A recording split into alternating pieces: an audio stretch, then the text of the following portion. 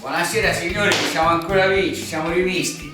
Stasera vi faccio mangiare, no esagerato, di più. Questo è un piatto livornese datato proprio alla nascita di Livorno, nato sul mare perché veniva fatto da marinai durante le traversate quando portavano il grano saraceno.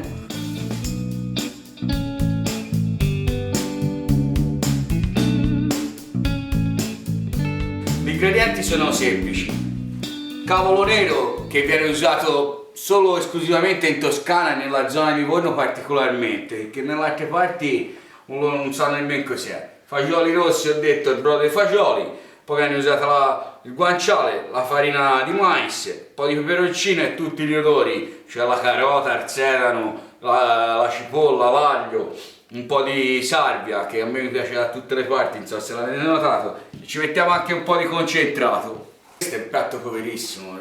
I fagioli venivano mangiati il giorno prima, si asseguavano il brodo e col brodo ci facevano il famoso bordatino.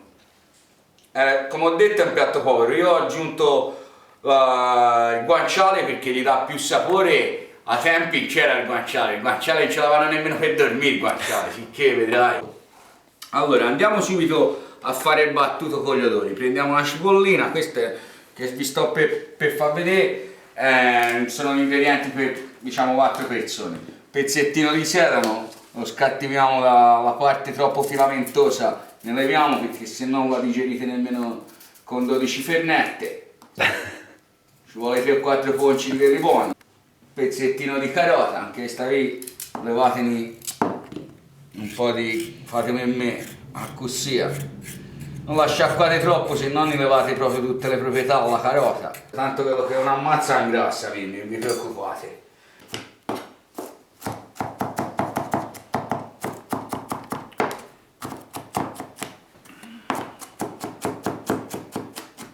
Mettiamo l'olio dentro la pentola. Aspettiamo che soffrigga bene. Nel frattempo prendete, ci mettete anche la otena del guanciale che dà sapore. Prendete il guanciale e lo iniziate a fare a cubettini. Il guanciale ne usate un etto, vi basta, Anche questo lo mettete a soffriggere insieme a tutti gli odori. Qui intorno a 10 minuti dovrebbe essere tutto, sentite, inizia già a scoppiettare. Ci mettete anche il pochino di salvia, un bel ciuffettino. Ora per lì questa salvia vedi.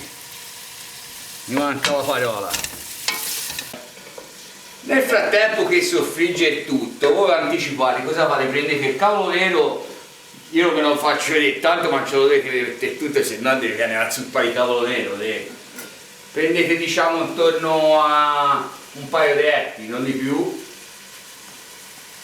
Vi mettete un attimino lì a sbucciarlo, ne dovete levare la parte più dura, cioè questa verde, questa bianca. Fate questo movimento lì, levate così e poi tirate. Levate così, questo è anche abbastanza tenero. Ci rimane solo la foglia, via. Diciamo solo la foglia, perché questa qui, l'anima dei mortacci sua, è bella durina. Aggiungiamo, scusatemi, me ne ero scordato, un pezzettino di peperoncino al soffritto, proprio 3 pezzettini piccini. Prendiamo il cavolo nero che abbiamo già pulito, lavato, e lo tagliamo a listarelle, diciamo di mezzo centimetro. Prendiamo il cavolo nero e lo andiamo a mettere nel soffritto. Il cavolo nero ha di cottura almeno un quarto d'ora, 20 minuti, che sia bello appassito, non come i fiori di mia madre, appassito nel vero senso della parola, dai, prende tutto il sapore del soffritto, vedete, guardate che bellezza, sembra finto, sembra un quadro di Van Gogh, vieni. Nel frattempo che continua a cuocere, ci potete aggiungere anche un bel bicchiere d'acqua se ce l'avete, anche un pezzettino di dado di vegetale, ma proprio un quartino. Lasciamo chiuso perché quando per farlo appassire bene lo dovete tappare. Tappa il pentolo. Stiamo valutando un attimino la situazione, è abbastanza appassito. Cosa facciamo? Aggiungiamo un altro pochino d'acqua e ci aggiungete un bel cucchiaio di concentrato, così mischiate il concentrato con l'acqua calda, vedete? Si sta sciogliendo tutto, dà un attimo di colore al piatto. I fagioli, se lo vedete, stanno andando giù, ma questa operazione, ve lo ridico, va fatta il giorno prima, mi raccomando, perché il brodo viene più buono. Se lo vedete, guarda il bel brodo scuro ben venuto. I fagioli ve le mangiate il giorno prima, così bombardate la sera, e poi il giorno dopo fate anche peggio, perché questa vite è una bomba atomica, ve lo dico. Vedete ma è bello scuro. Ci lasciate, se volete qualche fagiolo ce lo lasciate dentro. Io ce l'ho lasciato perché mi piace di più quando mangi il bordatino, vedete qualche fagiolo rosso. Cosa succede? Voi prendete tutto il brodo, vedete, dovrebbe essere intorno a 2 litri, 2 litri e mezzo questo qui, e lo rovesciate dentro il cavolo, dentro tutti gli odori. Vedete, ho lasciato un po' di fagioli, ce le mettete anche quelli, fuoco al massimo e tappate che inizia a bollire. Ora bisogna aspettare che bolla e un altro quarto d'ora, 20 minuti massimo, non di più. Che cosa succede? Che il brodo di fagioli incorpori tutti i sapori, che deve bollire, e noi aspetteremo questo quarto d'ora. Ci si rivede fra un quarto d'ora, bimbi. Allora vai, è iniziato a bollire, questo lavoro qua deve fare ancora per 10 minuti. Cosa succede? Delle volte succede che il piatto presenta un po' di schiumetta, è sempre meglio levarla, come nel bollito, non so se ce l'avete presente. Vedete, no, questo c'ha ancora 10 minuti di amalgamatura, diciamo. Però ci siamo, c'è un odorino, ve lo farei sentire, leva di sentimento.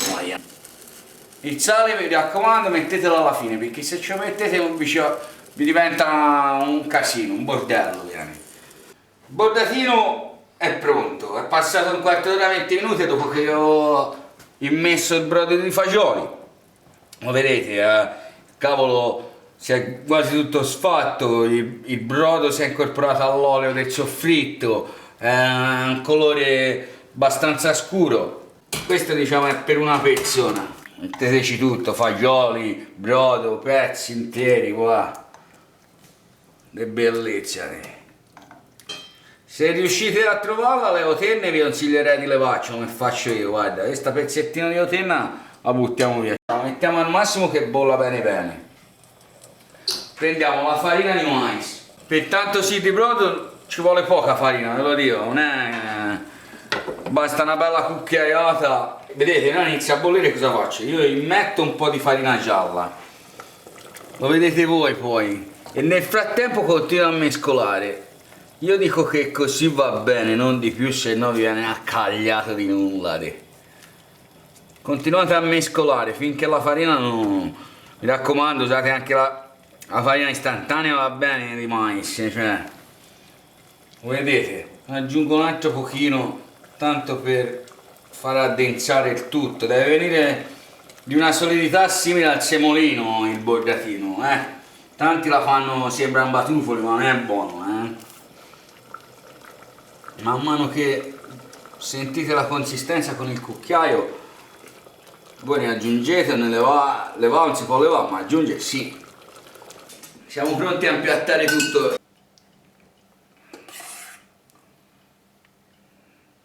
Guardate il piattino, bimbi, ve lo dico. Polveratina di pepe nero, appena macinato sarebbe anche meglio. E poi, per concludere in bellezza, una bella sgrondata d'olio.